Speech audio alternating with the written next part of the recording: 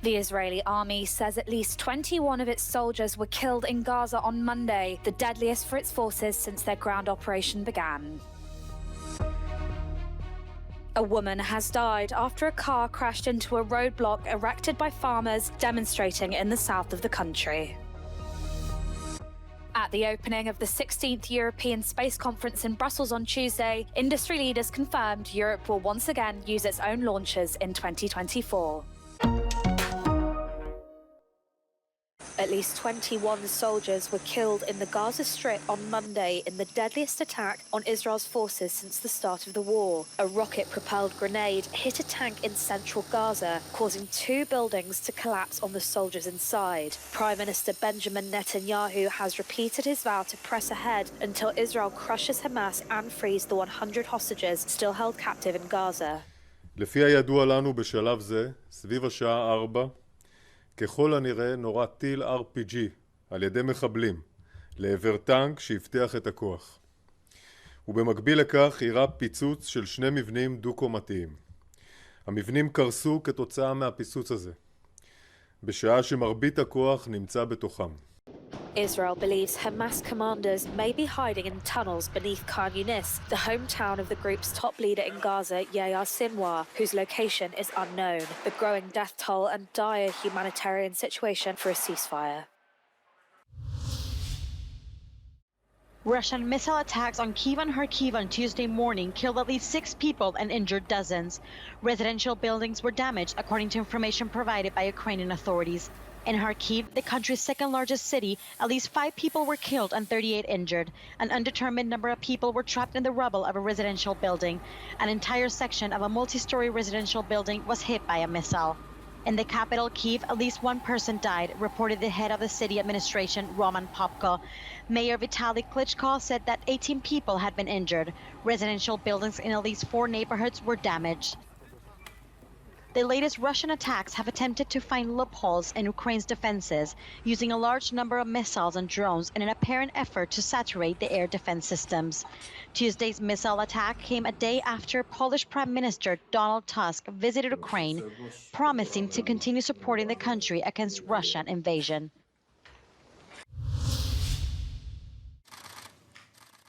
NATO has signed an over €1 billion deal to supply ammunition to Ukraine to help it defeat Russia and to replenish the dwindling stocks of its member countries.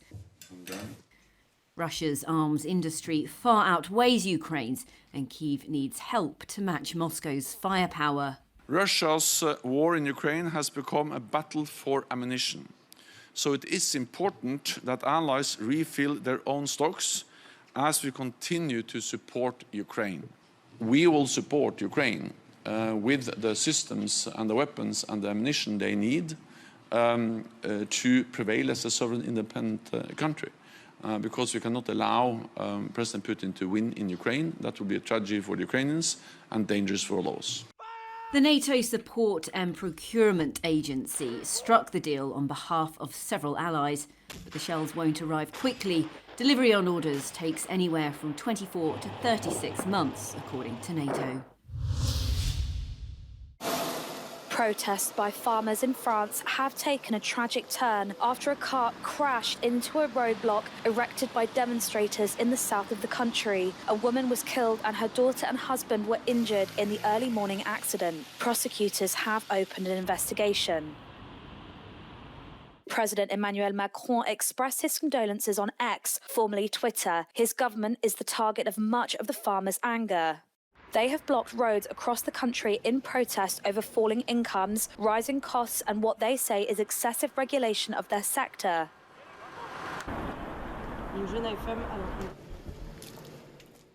Local officials have also been targeted in other areas, like here, where rubbish was dumped at the gates of a prefecture. With EU elections looming, Macron has tasked his government with finding solutions to the farmers' grievances. Agriculture workers in other European countries have staged similar protests in recent days, and their concerns are expected to be a major issue as the bloc votes in June.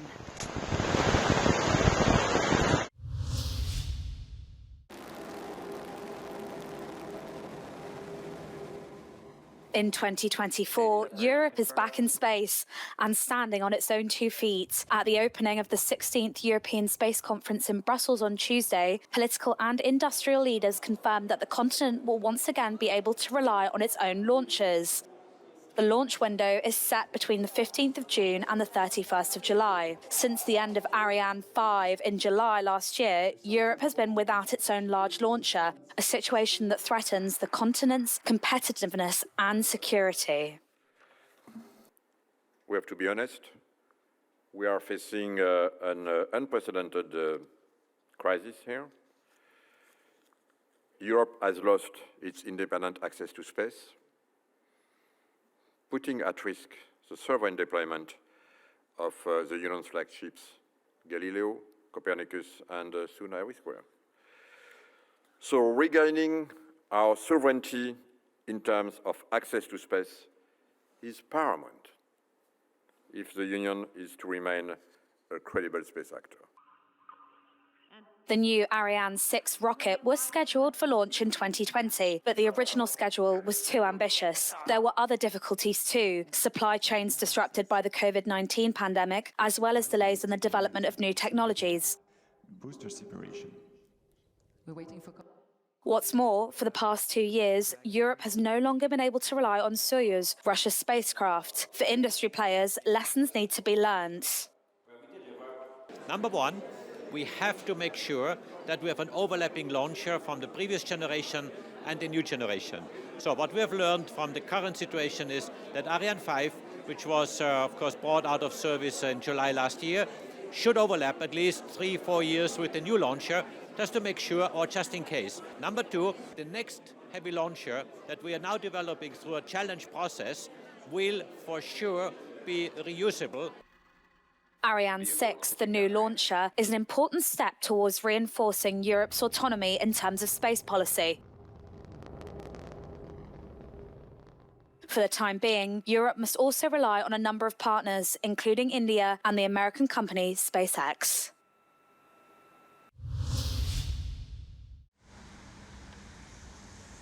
Greek Prime Minister Kyriakos Mitsotakis of the Conservative New Democracy Party has announced that his government will present a marriage equality bill to Parliament.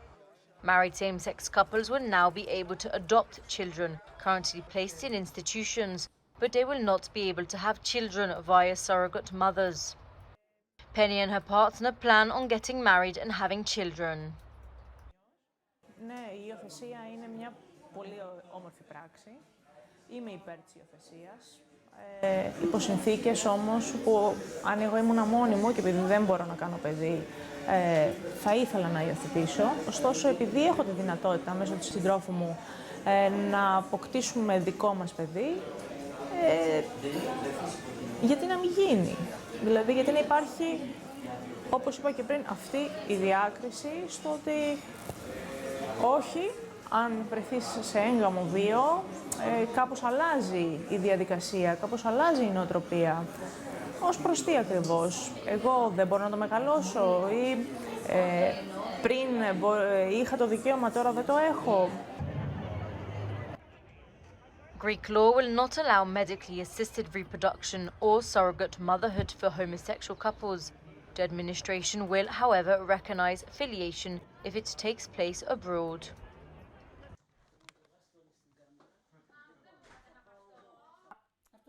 Αυτή είναι η παράνοια. Εγώ πιστεύω ότι δεν θα είναι. Πιστεύω ότι ό,τι γίνεται θα πρέπει να γίνεται βάσει κανόνες και θεσμοθετημένα από την πολιτεία, παρά να ψάχνουν αυτά τα ζευγάρια να βρίσκουν παραθυράκια. Για παράδειγμα, ομόφυλες γυναίκες, παντρεμένες, μπορούν να αποκτήσουν παιδί με παραθυράκι, πώς, χωρίζοντας, έρχονται σε κέντρα υποβοηθούμενης αναπαραγωγής εξωματικής γονιμοποίησης ως μόνες άγαμες, κάνουν τη σπερματέχησή τους, αποκτούν το παιδάκι τους και μετά ξαναπαντρεύονται. Η κυβέρνηση υποστηρίζει ότι προωθεί την ισότητα στο γάμο σύμφωνα με την προεκλογική της δέσμευση, προκειμένου να αρθούν οι διακρίσεις σε αυτό το ζήτημα. Ο δημόσιος διάλογος για το θέμα βρίσκεται σε πλήρη εξέλιξη και προκαλεί προβληματισμούς για τις πολιτικές, κοινωνικές, ηθικές και νομικές πτυχές του. Από την Αθήνα για το Euronews, Φαΐ Δουλγέρη. Former South Carolina governor and UN ambassador Nikki Haley will face front-runner Donald Trump on Tuesday at the New Hampshire Republican primary. Haley stepped up her attacks against Trump on Monday, saying he is surrounding himself with political elites. Trump is aiming for a victory in New Hampshire on Tuesday to secure his front-runner status a week after his triumph in the Iowa caucuses.